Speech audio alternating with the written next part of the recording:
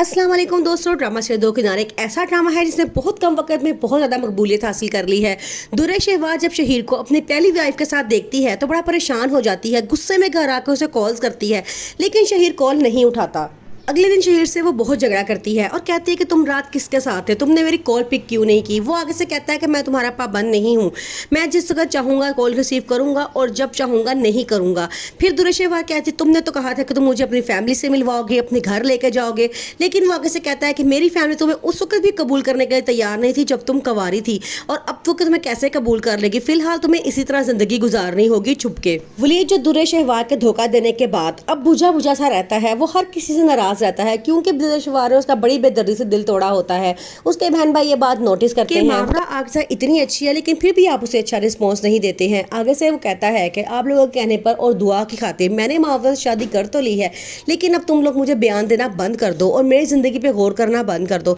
जैसी मेरी लाइफ है वैसे ही चलेगी। ये कह के वो जब जाता है तो मावरा सबको समझाती है, कहती है कि उसके दुर्रे शहवार ने बड़ी बेदर्दी से दिल तोड़ा है, उसको जुड़ने में थोड़ा सा टाइम लगेगा, आप लोग परेशान ना हुआ करें, मैं उसको बिल्कुल ठीक कर लूँगी। मावरा एक बहुत अच्छी लड़की होती है जो वलीद को बहुत पहले से पसंद करती होती है।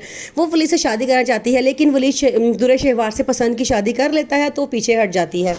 दूसरी तरफ दुर्रे शहवार वलीद को छोड़ के शहीर से शादी कर लेती है। जब उसे पता चलता है कि वलीद अपनी तमाम जायदाद अपनी बहन भाइयों को हिस्सेदार बनाने लगा है तो वो पहले तो बहुत लड़ती झगड़ती है और उसके बाद वो बहाना बनाती है क्योंकि वो शहीर से शादी करना चाहती है। उसके बाद वो बहाना बनाती है क्योंकि वो शहीर से शादी करना चाहती है, क्योंकि वो जान चुकी होती है कि शहीर अब इतने पैसे कमा चुका है कि वो उसकी तमाम ख्वाहिशात आसानी से पूरी कर सकता है। शहीर पहले ही दुर्रे शहवार को बहुत पसंद करता था, लेकिन दुर्रे शहवार ने शादी करने से इनकार कर दिया था क्योंकि उसका शहीर एक गरीब इंसान था और वो कुछ नहीं कमाता था। लेकिन आज शहीर जब इस काबिल हुआ है तो दुर्रे शहवार वलीद को छोड़ के शहीर के पास जा चुकी है और उसे शादी कर चुकी है।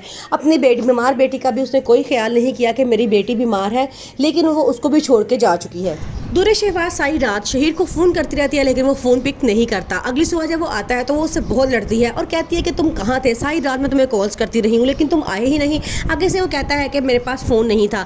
आगे से वो कहती है कि तुम तो बड़े बहाने बनाना शुरू कर दिया कि कभी मेरे मामा के पास मोबाइल रह गया था, कभी चार्ज ऑन नहीं था या मोबाइल ऑफ हो गया था, अब तुम्हारे पास क्या बहाना है। वो उसे कहती है कि तुमने मुझे कहा था कि तुम मुझे अपने घर वालों के पास लेके जाओगे और हम सबको एक घर में रहेंगे, लेकिन ऐसा कुछ भी नहीं हुआ। आगे से खीर कहता है कि मेरी फैमिली तो तुम्हें तब भी अपनाने को तैयार नहीं थी जब तुम अकेली थी, और अब क्या वो तुम्हें अपना लेंगे जब वो जानते हैं कि तुम एक बच्चे की माँ भी बन चुकी हो और तुम तलाक याफ्ता भी हो। आगे से वो कहती है क्या मतलब है तुम्हारा कहने का। तो शहीर कहता है कि तुम्हें इसी तरह सारी ज़िंदगी छुप के ही रहना पड़ेगा।